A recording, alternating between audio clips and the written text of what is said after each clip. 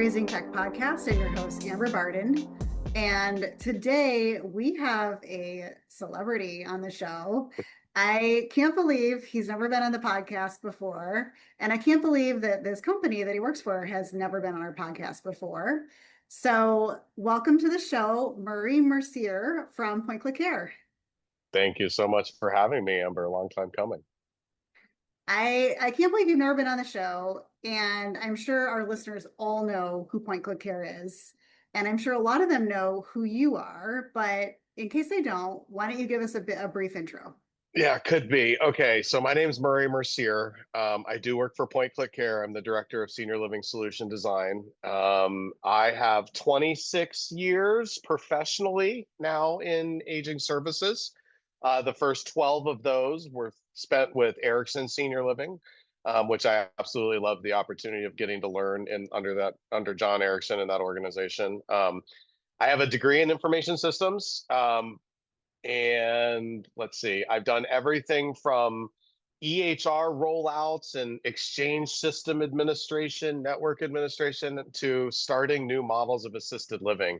In the late 2000s, or in between 2000 2010, I came up with like a household model assisted living that really strived to break away from the institutional experience that had been kind of plaguing us in the assisted living world, born out of skilled nursing, of course.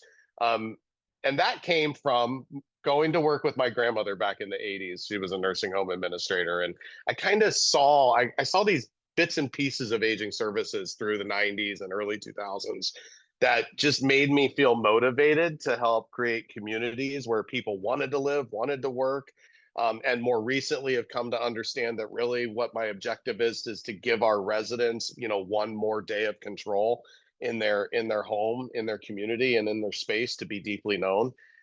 So that has followed me to PointClickCare, where for the last 12 years I've been trying to help PointClickCare build solutions and services that really support those objectives of sustainability and one more day in control and communication and understanding of the people in the community. Yeah, and so if you don't know PointClickCare, we are one of the largest aging services senior care continuum EHR systems that's been around since the late 90s.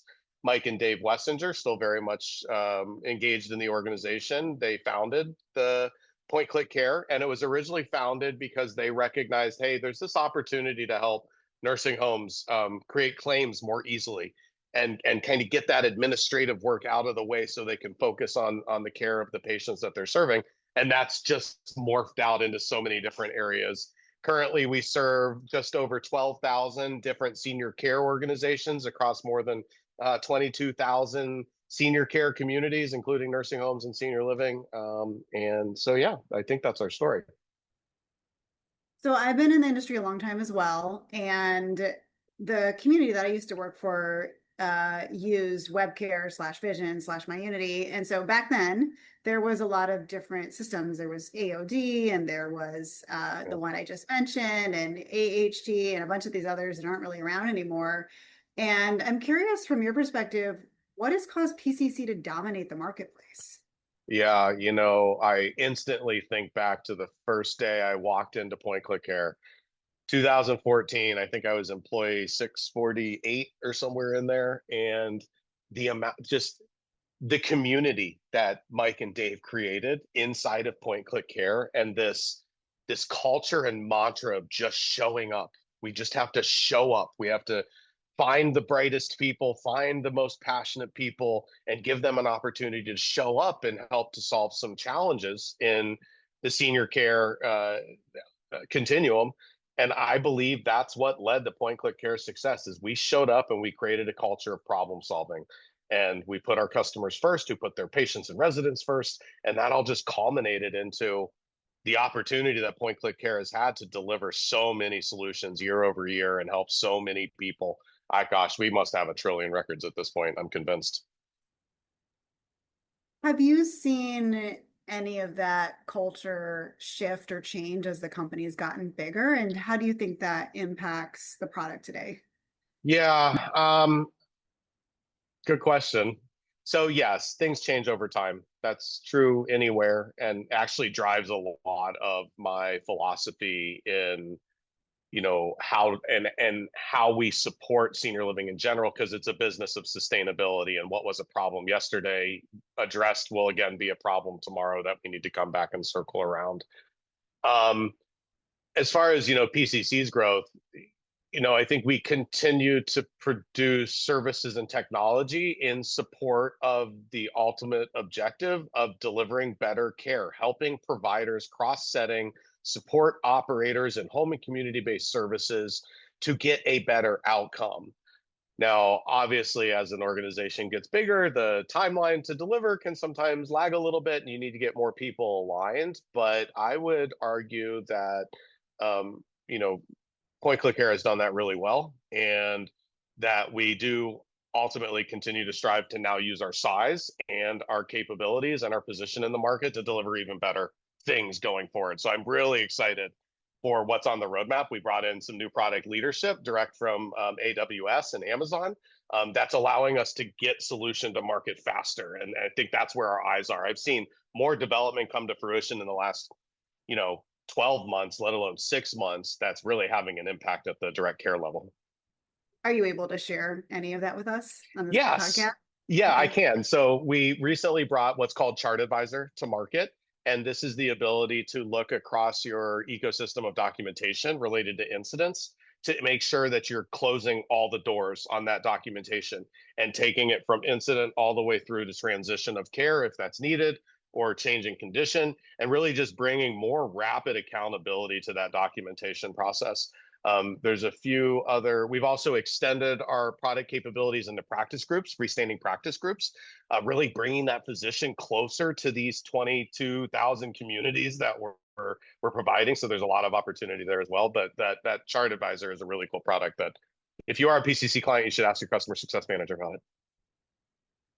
Yeah. Can I also give a shout out to the senior sign integration, because that's something not a lot of people know about that have senior sign, and that's something people are really Oh, excited when I tell I them. mean, how did I forget? Oh yeah, and we brought a new senior living EHR experience to market over the course of the last 6 months, which with the new AI like development capabilities, I'm just like I'm getting goosebumps about what's going to be possible in solution development over the next few years. But that aside, we brought a new senior living EHR experience to market. We currently have 3 organizations up and running, and we're looking at bringing another 60 on over the course of the next 5 months. So that new senior living EHR experience, it retains the capability of PointClickCare, and it's still connected to the PointClickCare that so many nurses out there use and love. But it brings a lot of ease of use with it. One click to all critical information for a resident when you're looking at their chart. Enterprise dashboards. Pharmacy Connect is the only order integration model between senior living and pharmacies that was built specifically for senior living. And Senior Sign. So the power partnered solution that we have with Senior Sign that gives the ability to look and track all of the admission and resident agreement paperwork that needs to be signed as the person's moving into the community. And here very shortly, we're going to be adding that service plan signature capability in as well. Yeah, it's awesome. I know you and I have talked about what's coming, and I think it's long overdue, as we've discussed. And I think it's really exciting to see how PCC is pivoting Yeah, in that direction. I absolutely. still hear people say, when I talk to them about PCC who aren't on PCC, oh, it's just for skilled nursing. I still hear people Mm. say that, and I'm like, have Yeah. you looked at the product lately? Uh, Because it's not what it's about anymore. Yeah, for sure. I mean, how wonderful that you would have such a reputation in an industry that it would trail you into the next industry that you're looking to service. And we constantly talk about what are the positions of strength. Look, institutional healthcare wants to be in the home. Value-based care is lowering the wall between kind of senior living and institutional care, and helping us to work closer together. So it really puts PointClickCare at an advantage that we have all of this skilled care kind of locked in, and so that we can share that through integration and communication and workflow with home and community-based services, and then upstream into the hospitals and acute spaces as well. Mhm. Yeah. So I think you mentioned in what you were saying earlier that there is so much change coming to senior living. I always Yeah. talk about senior living tech as sort of the Wild West. There's a lot of companies are starting to pay attention to the industry, And we're seeing a lot of new players come into the space. So I'm curious from your perspective, what do you think is the biggest challenge facing senior living communities when it comes to technology these days? Oh man, I almost think you probably have a better answer to this question than I would. And it's funny, Matt Reiner's joined we did a webinar on a industry-wide survey that we had put out in coordination with Senior Housing News to just understand where do the operators think the biggest hurdles with technology are coming, or where are the biggest opportunities to apply technology to get efficiency from. And inside of that conversation, I made the point that far too often, and I've experienced this and I've driven this and I've led this, is we look at these these technology initiatives within the operations as projects. And there's a start and there's a stop. And we look at that go live as like, okay, we're done. And in actuality, it's like that's not the done point. The done point is about sustainability and value extraction from the softwares. So I think the biggest problem that we have in senior living, and probably in many industries, is that we don't follow through on the technical solution to really understand the value that's being received through the utilization and adoption. I mentioned on that call also that when I started at PointClickCare, I was looking at an average utilization of about 50, 51, 52% across all of our customers and all of their communities. Here I sit 12 years later, and that's actually grown to between 65 and 68%. Now, where does technology really become meaningful? It's more around that 90, 95, 97% in my experience. But I'd be curious to hear how you respond to any and all of that. Yeah, I think that that's a piece of it. I think it ties into this bigger picture of fragmented technology. And there's so many solutions coming out that solve for so many different things. We've got obviously your core systems, your EMR and your Yeah. CRM, and your, dining systems and all of that. But now we've got falls and we've got AI, we've got robotics, and we've got resident engagement. And a lot of these systems don't talk to each other. And I visit a lot of different sites. I interview hundreds of people every year. And the number one things I hear over and over is I have too many systems. They don't talk to each other. I'm doing dual entry, I have too many passwords. And I'm not really sure what the solution is, because it seems to me like most vendors just want to hold on to their little piece of what they do. And Yeah. they don't necessarily care about the bigger picture, like you're saying. They don't care about that overall technology adoption, that overall technology utilization, which is only possible when everything works together. Yeah, I mean, you could chase this conversation all the way back to the governance of what the government is doing to oversee the how our IT systems work together. I mean, way back when the government had the opportunity to say, "Hey, all healthcare programming should be done in this language," but they didn't take it, right? And then you add on top of that, you're absolutely right. So we did a study, I think it was like 5 years ago, and it showed that on average, a senior living operator could have up to 27 systems running their business. And then you add 3 to 10 vendors in each one of those in one of those categories, and the integration requirements are exponential. I'm excited what AI is going to do to kind of quickly solve that, because it's going to be able to crosswalk these different code sets into each other and these different data streams. And even when you say apple and I say red fruit, like the AI is going to be able to tie that together and create the integration point. So I'm excited about that. And I agree with you. But it's also so hard because our senior living communities are like little cities.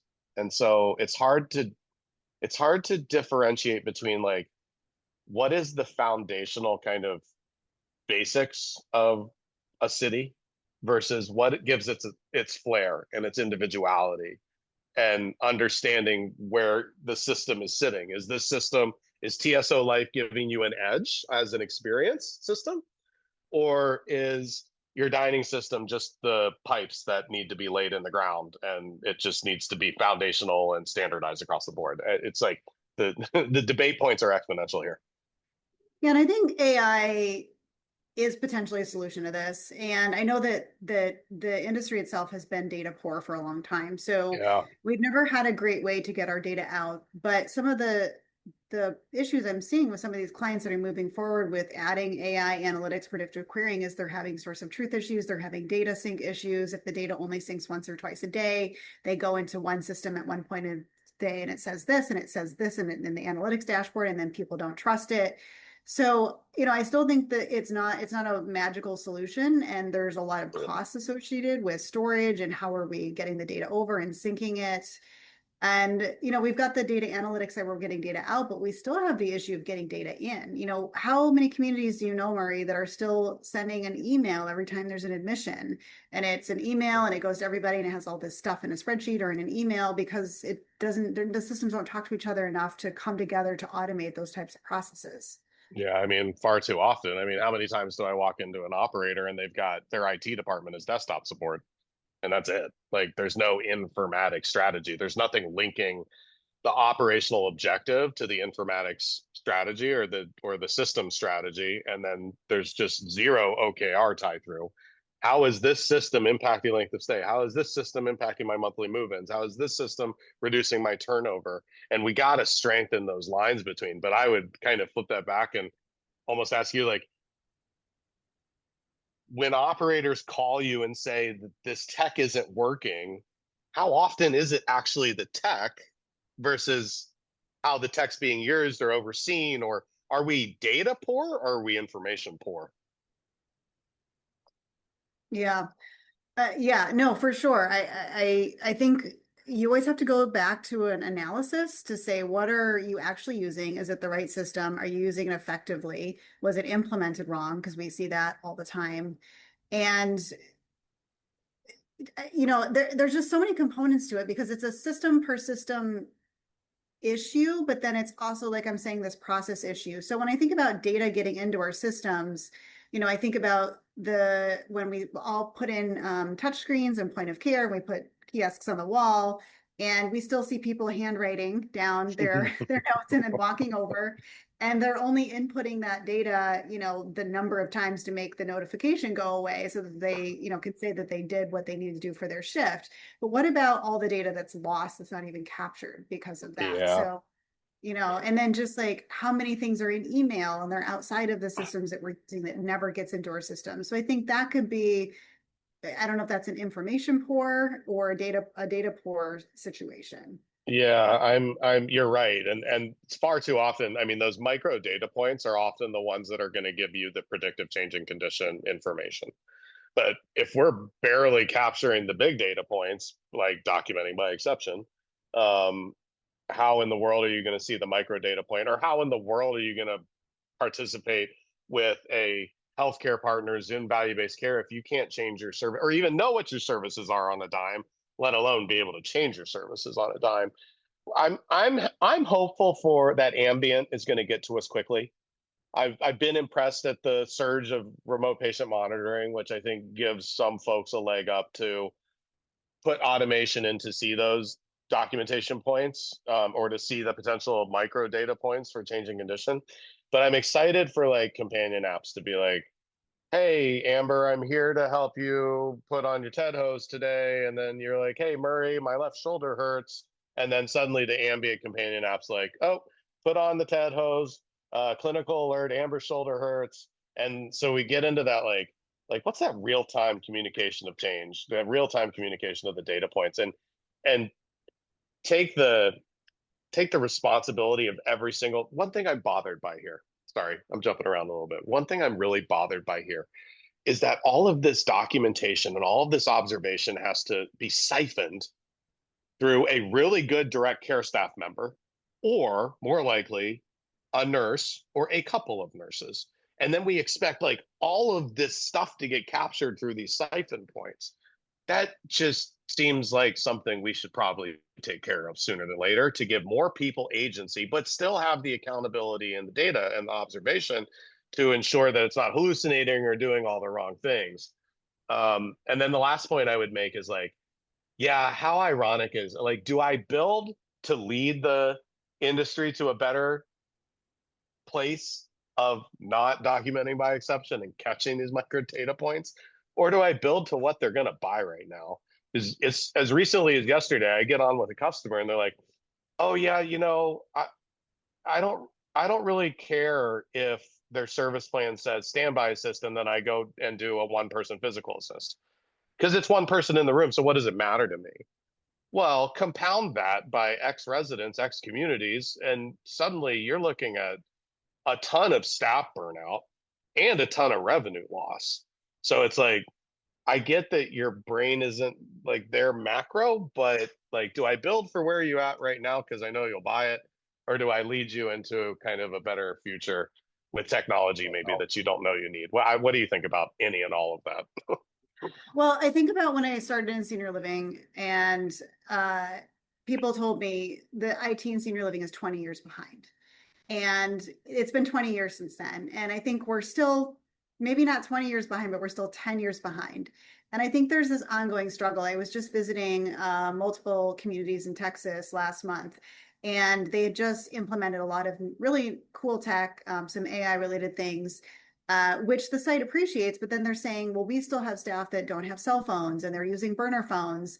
And at some point, we can't accommodate everybody. Like we have to keep moving forward, to your point of, today versus the future.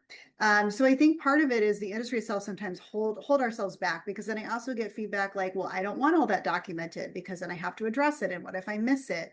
And then now I'm held accountable, or we have liability issues. And so I think really the industry has to go through a mindset shift, a culture shift. And to your point earlier, IT has to transform from my desktop support to a technology mindset. And it has to encompass all of these things, not only from a resource perspective, from a thought leadership perspective, from a governance perspective. One of the things I do when I go to communities is I ask the leadership, what is your technology vision, to see if they have an answer for that. Because most of the time they've never once even thought about that. So it's like, how do you know where you're going to be going with tech if no one in the room even agrees on what that technology vision is and where you're at today and where you want to go?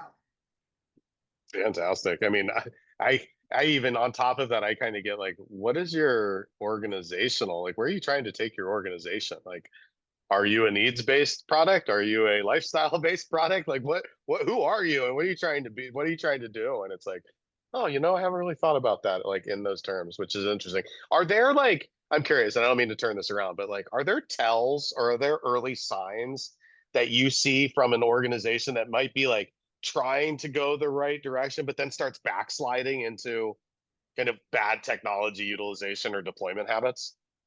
Yeah, I think the number one indicator of success is the leadership support. Hmm. Because if you have a CEO or especially the CEO, but any C level just doesn't get it, they don't understand why it's important and why it needs to be done. And I think, I keep thinking about what you said, like, do I build for now or for tomorrow? And I really think we have to build for tomorrow and bring people along, because the efficiencies and the automation and the type of information we can start to get with where the rest of the world is at, it can't be ignored. And if communities don't start adopting, they're just going to be left behind.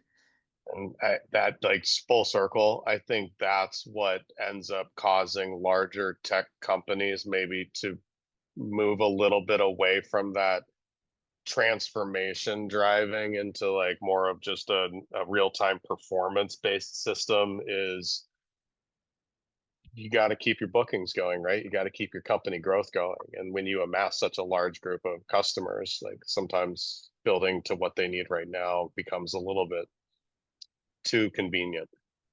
Yeah.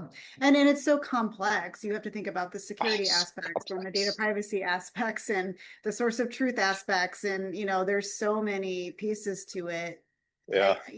I think that's why you could spend so much money and so much time going in so many different directions. And that's why, you have to have what you understand what your vision is and then roadmap to that. Yeah. Governance, metrics, consequences, round and around and around. Yeah. So I don't know what the solution is, but I feel like we're kind of almost reaching a breaking point with frustrations and pain points with the way things are. Like there's all these new things coming in, but people still don't have phone systems that work, or they don't have Wi-Fi infrastructure that works. Yeah. And yeah, it's where does IT fall in that? Uh, and I like I'd lean into what you're seeing right now, but I agree. Like still walking into some operators and oh, we sorry we don't have wall-to-wall Wi-Fi, or we don't like no we can't have we like don't have laptops, or we don't have logins, or we don't facilitate mobile, bring your own device or whatever it may be. Like it's got to be hurting us, right?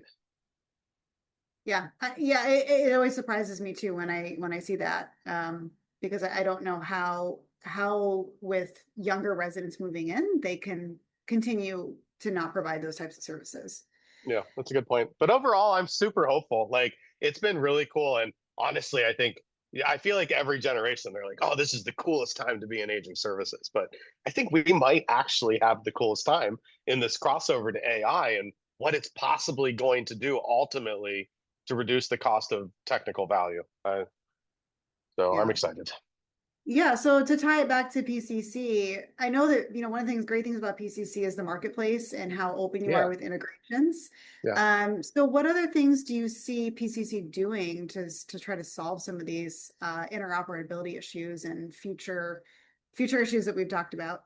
Yeah, I think, at least speaking for myself within this organization, that we are heavily seeing the value of these insight layovers, these analytical layovers. They are AI, yes, but you basically lay it over not only one application, but marketplace integrations as well. And you consolidate these enterprise level insights, and that enterprise like could be at the community level, the regional level, or the whole company level, but it gives you more information in one place, and not data, right? We've been really good at provisioning data to one place, but now we're actually going to bring insights and so what to data. So because of all of this data, this is the probable recommendations that you might be seeking to take as your next step in these operations. And so that's what I'm excited about, bringing together all of the different enterprise level insights across these possible 27 systems and getting them into one consumable place. And I'm hopeful that, AI is going to make these integration points just easier, more accessible. So do you think that's the future then, is to have these overlay tools? Yeah, I think so. I think that it makes the need for software companies like ours to constantly rebuild the foundation of the software. It and in all aspects kind of removes the technical debt of a system, because it's kind of like, you do all this construction work and the house looks ugly until you put the final like stroke of paint on it, right? These AI layovers are like a fresh coat of paint over what might have been an ugly wall before. Hmm, interesting. So how do you see that tying into the analytics side? Yeah, I mean, I think the first step is to get the data into an informational view, be it trend or be it, maybe some suggestions for next operational steps or some priority focus, meaning, hey, this group of out of your group of 100 residents, these five are falling into what is the highest risk area based on all of this data being collected across all of these disparate systems. I think that's the first step. Um, I think then it just becomes more and more robust, and it gets smarter and smarter about the potential recommendations it can make, and that would potentially help stop a changing condition, stop a hospitalization, stop a death, stop a move out, ultimately. So I think that's where it's headed, at least. Do you have any insight into how the regulatory side will keep up with any of these changes with tech? Yeah, I mean, I don't have a ton of hope looking at what's happening with AI oversight and regulation in general. And I always subscribe to the idea that especially on the home and community services, we're a microcosm of the world. And I have stood by this since I understood the landscape, so more than 20 years. Unless the government's paying for our services, they're not going to regulate them.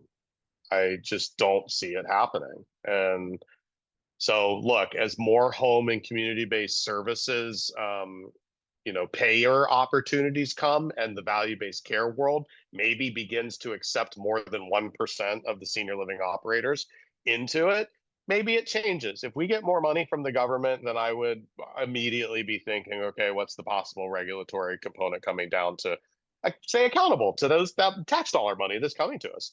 But until that happens, unless you're Medicaid or predominantly Medicaid, I don't see regulation heavily impacting us. But there is some, and we need to be accountable to it and be observant of it and get it out of the way so we can focus on what matters.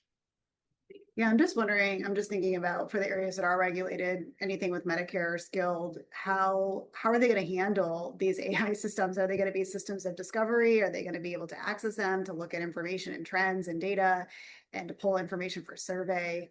Yeah. I mean, I'm thinking more about the senior living sides, but even on the senior living side, I want to quickly get to a surveyor dashboard view that just makes it easier.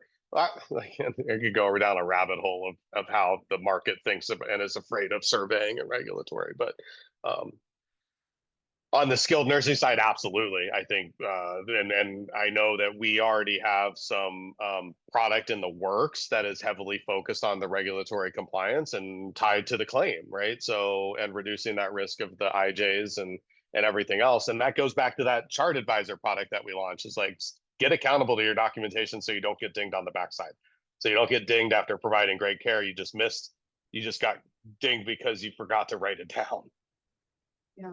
So to kind of to tie it back to the whole conversation, so do you see PCC continuing to develop new modules and new integrations, but you're seeing this AI overlay on top of that, or do you ever see PCC doing the AI overlay? Oh yeah, no, we're building the AI overlays for sure. Okay. There are competitors out in the market, but we're really moving fast to deliver that in house. What I see is that it's more about workflow efficiency than it is about individual module or feature solutioning. So bringing together people, going through real world process and prompting them for the point of information at the point that is logical, and then provisioning data in a form of information back to them at that same point in care that's important to that moment in time. So it's way less about platforms, it's way more about workflow efficiency. Yeah, I think that makes sense because whenever we talk about new modules or new features, like you're saying, people have to learn them, they have to train on them, they have to roll them out, and it kind of feels like a whole like setback and a whole process and this whole sort of big deal to do versus just something that's easy and seamless and just makes sense. Yeah, you got it. Well, Murray, we are almost out of time, but I have one more question for you. What are you most excited about in 2026? What am I most excited about in 2026? I'm excited for the opportunity to move the spotlight to where it matters, and that is the workflow, the experience, one more day in control. I'm excited for the potential to get information to the point of care where it matters in senior living and move the administrative process out of the way in skilled nursing, both resulting in the best possible outcome for the person at the end of the day. I'm excited to understand as a market that technology doesn't transform us, that leadership does, and that we're going to take accountability. And I'm super excited to keep facilitating transparency for our market and just bringing more and more minds and thoughts and intelligence into this space of aging services. Wow, that's awesome. That's a lot to accomplish in 2026. I can't wait to see it. Just progress. Perfect. The enemy of better, or better. What is it? Perfect. The enemy of better. One step forward, one more step, one more step. Awesome. Well, thank you so much for joining me today. Awesome. Thank you. I'll see you soon. See you soon. You can find us online at raisingtechpodcast.com, where you can see all of our episodes and contact us to provide feedback or submit an episode idea. We are on social media everywhere at Raising Tech Podcast.